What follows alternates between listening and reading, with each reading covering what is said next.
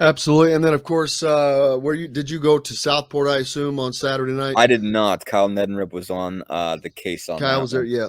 Yeah. Mhm. Read a lot what Kyle had to say. Mhm. And CJ Gunn, of course, there were some guys that weren't there, obviously. But CJ Gunn having an outstanding and consistent weekend with 41 Yeah. total points, 20 and 21. Mhm. Great sign for Indiana fans. But a lot of those points coming off the dribble. Did That shoot matters though. some.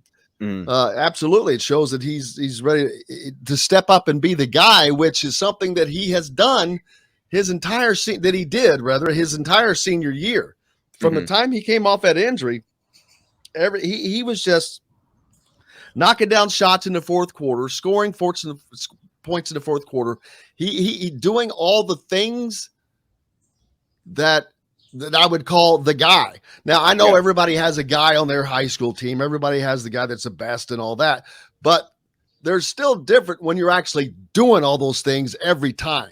Yeah. And he has been that guy. So he's used to that role. Now, yeah, coming to Bloomington right now, he's going to get smacked down a few pegs because Sure. he's got guys that are been here for 3 years that are bigger, stronger, yada, yada, yada. Yeah. But if he can bring that swagger, that confidence, that belief, he could be that guy.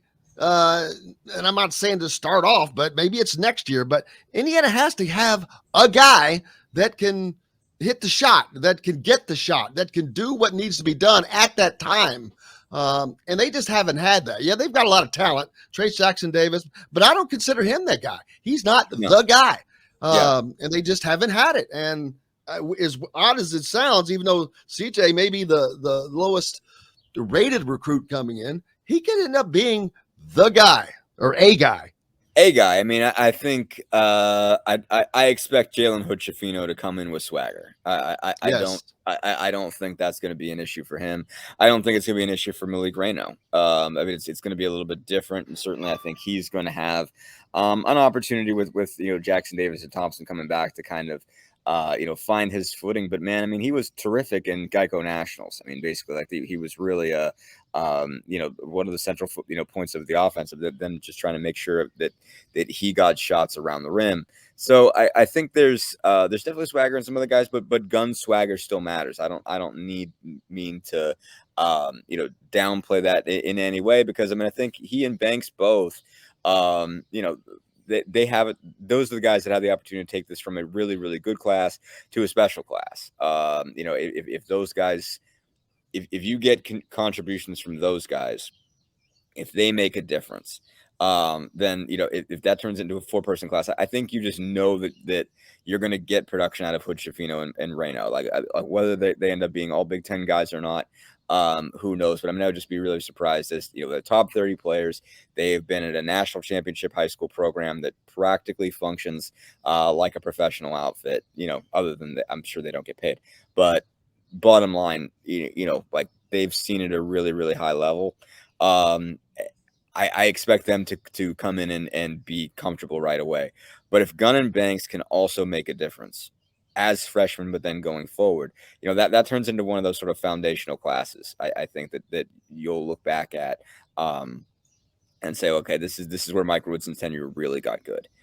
Is when they got those guys and those guys started producing and it became pretty special. And again, like, yeah, I've heard nothing but good things about Gunn this week. If he could just be a guy that this season just comes off and gets some buckets off the bench, from time to time, can create his own. That matters. I mean, even if he's doing it in 5-10 minute spurts, playing 10 to 15 a game, that's a big deal. I mean, I don't think that's a guarantee for him at all right now, because I think there is kind of a little bit of a logjam at the 2 and the 3, even though there's not really an established guy. There's going to be a lot of guys battling for those positions, several of which are veterans and have been around for a little while, but also Butch Shafino's got to get on the floor someplace. So I think that's going to be interesting to see. But I mean, even if he's just productive in limited minutes and then sets himself up to get more minutes next year, more minutes the year after that, that makes a difference. And I think I think there are other guys with some swagger. I think Xavier Johnson is not going to be afraid of getting his own shot. I think we're all aware of that. But it'll be good to have some other guys that aren't afraid of it either. Yeah, this is really Mike Woodson's first true class. Mhm. I mean, last year, yeah, but that was a hustled, bustled, throw you in the fire thing. This is the one that they've had to try, that they've been able to work on and get what they wanted, the pieces they wanted. Mhm. Um, and it is now this summer. Last year, we didn't know what was going on, and we don't know what's going on there now. But we know one thing: that talent level from 1 to 10 Mhm. is way different than it was last year. Last year, that talent level went to 1 to maybe 7. To be honest, I mean, Mhm. truly, ish. Yep. I mean, it just depended on how you looked at it because Right, right. there were pieces that could do some things and pieces that could do other things. You Well, know, and I'm yeah, putting a higher bar on them. I'm saying for this team to compete at that next level. But now I think that they have that talent on the bench, and not just to come into games, more so for practice. sure. Those guys weren't being pushed very much last year. They couldn't have been. Who's pushing whom? Uh, and Yeah, I mean, so some of them were. I mean, it's piece by piece. I mean, like, did Michael Dorr push Trace Jackson Davis? Not in any sense of Trace had any reason to worry that he was losing his job. No. Did Rob but see, you Finney? want that. You Yeah, sure, not of well. course. But a superstar like Trace Jackson Davis, no, he's probably not going to be worried about losing his job. But You those don't other need it. guys, you Yeah, need the other guys. Yeah, kind of on the edge a little bit. right. No, I mean, it's I don't. Let's put it this way though. I mean, like, would you say Race Thompson got pushed by Jordan Geronimo? I mean, I would. You know, Oh yeah. like I would. Would you say Parker Stewart and Miller Kopp got pushed? I'm sure they did. I mean, they're just different players than the guys that they would be Well, playing against in but they're practice. getting pushed because their production was down. Right. The Would big you say difference Xavier between Johnson pushing was guys. pushed by Rob Finney? That's kind of an Mm, interesting one. not really.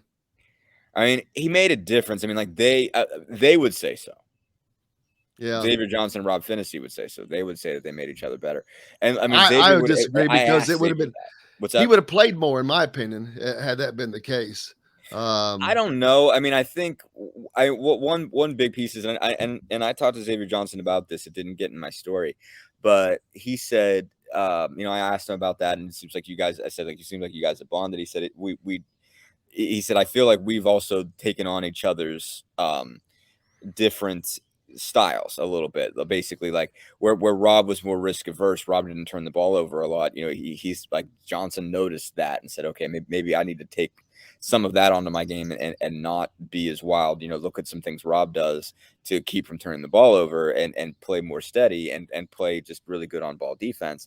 And on the flip side, Finney saw ways of being able to take more risks. From watching what Johnson did. So it kind of all depends there, how you look at it. But I mean, I think it's at least argumentative. It's not a hard no. And so it's like, okay. And then, just basically the wing, everything was just sort of wide open at the wing. I mean, Galloway, you have to say Galloway pushed Stewart and Jackson and Kopp. I mean, the reason that he didn't play more was he didn't shoot it like they did. Tamar Bates, obviously, was sort of a different story, could have been, I think, just didn't have the year go the way that he wanted it to, but I don't think he was any less talented than Parker Stewart and Miller Kopp was. But to your point, there's greater depth of talent. I think there are more guys that have the capacity, I think, to be great players. And I think, Caleb Banks, I think, is going to be really an interesting story because it's like, okay, where is he going to play? Is it going to be more of a 3 or a 4 in practice? And when does he emerge? I mean, I think what's been fascinating to me about Banks, and so Zach went down to watch him in Georgia, and so we talked a little bit about that. Just he and I just bouncing stuff off of each other. I mean, when I look at highlight tape, I'm like, what is there possibly to pick on about this guy? He's 6'8", can get to the rim at will, can shoot threes. I mean, like, he just is averaging 20 something a game. I mean, like, what's he do wrong? Like, why isn't he one of 10 best players in the league? In coming into college basketball, like 6'8" with that kind of skill, like what's the downside? And it sounds like he's just doesn't know how good he is. Basically, just doesn't know what he has, doesn't know how to kind of impose will, more or less. I mean, that's just sort of the read I got from Zach. Because everything I watched on tape, I'm like, Confidence. that guy's a superstar. Yeah. But there is sort of apparently a confidence issue of him realizing, like, like you can get any shot that you want. You can dominate any defender you want. And when you don't know that you can do that, it holds you back. Basically because it's angles maybe you don't understand, just ability to like know how you can dominate a guy. It's apparently he's not there yet, so from what I've heard, but like, I mean, I haven't, again, on tape, I look at it, I'm like, well, that guy can do whatever he wants. So, Right. but if Well, he now he figures it out can, but fast, he has that's to a get. game changer. Yeah, He's a game and changer now he guy. can do whatever he wants because he's doing it at guys that are probably less talented than he is. Now you get him on campus and put him up against guys who are more formidable. But once he gets that first taste of success against a Trace Jackson Davis, against Race Thompson, against a Malik Renault, then man, that's where that first like aha moment comes. Yeah, I and get then it. Right. He starts working from there, and then man, that's where the growth will really come. Yeah, no, and I think the thing about the thing about Banks too. I mean, I don't think he's got Geronimo's raw athleticism, but I mean, he could play. I mean, like he can play. Who does? Who does? Yeah, no, exactly. But like everything we talk about with Geronimo in terms of like why isn't Geronimo a 3? Like what like when people ask us that question, because you're like, well, that would be the fastest way to get him on the floor. Why can't he just play the 3? And it's like what you don't see is the perimeter ability, the handles. I mean, he can shoot the basketball, but a lot of turnovers. His word was, I don't, know how to move like a guard yet. Caleb Banks knows how to move like a guard. You look at that tape. I mean, Caleb Banks is 100% comfortable running the point at the high school level. That's not something that bothers him at all. He brings the ball. A lot of these guys started out as guards and have growth spurts, and Geronimo that's where they're at great advantages over someone like a Jordan Geronimo who didn't have that. And I mean, you see it all. Chet Holmgren. Look at Chet Holmgren. I mean, he's a perfect example. It is stupid. It's stupid crazy, but he's a 7-foot guy who brings the ball up like a freaking point guard. I'm like, golly. But having that little bit of skill is part of why he's going to be a top 3 pick in the NBA draft. It's not just because he's 7 foot. I promise you, the dude has got skills. Yeah, no, I mean, it's hard to do. It's hard to do. It's hard to set that up. I mean, like Chet Holmgren's a freak. I mean, like let's just not mince words there. I've never seen anything that looks like Chet Holmgren. I don't understand. I don't even understand how he's physically possible. But I mean, you and I saw it up close between Jalen Duren and Chet Holmgren. We saw 2 entirely different humans out at Portland, basically because they were both in the same tournament site that Indiana was.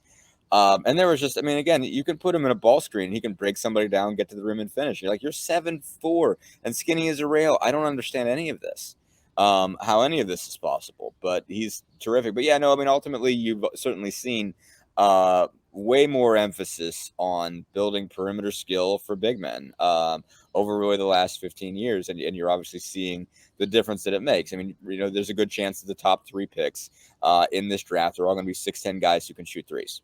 And I mean, that's really the dividing line. I mean, we've talked a little bit about NIL and how it's keeping some of these big men in the league. The top 3 picks in the draft, there's a good chance it's going to be Jabari Smith, Paolo Banchero, and Chet Holmgren. And all those guys are at least 6'10", and they all hit probably, I think, at least 20, 25 threes this year, maybe 30. And then you got 4 guys coming back that are probably going to be All-Americans, and Drew Timme, Oscar Tshiebwe, Armando Bacot, and Trace Jackson Davis. And between the 4 of them, they hit 9 3-pointers, and Timme hit 8 of them. So that's really, I think, the dividing line of whether you're a top 5 pick as a big man going into the NBA is whether you can hit threes or whether you're sticking around for your senior year, because it's required at this point in the league. You're playing in so much space. You got to be able to hit a pick and pop 3 and do it with some level of regularity. And the guys that are sticking around haven't proven they can do that. And the guys that are going to be top 5 picks regularly already have.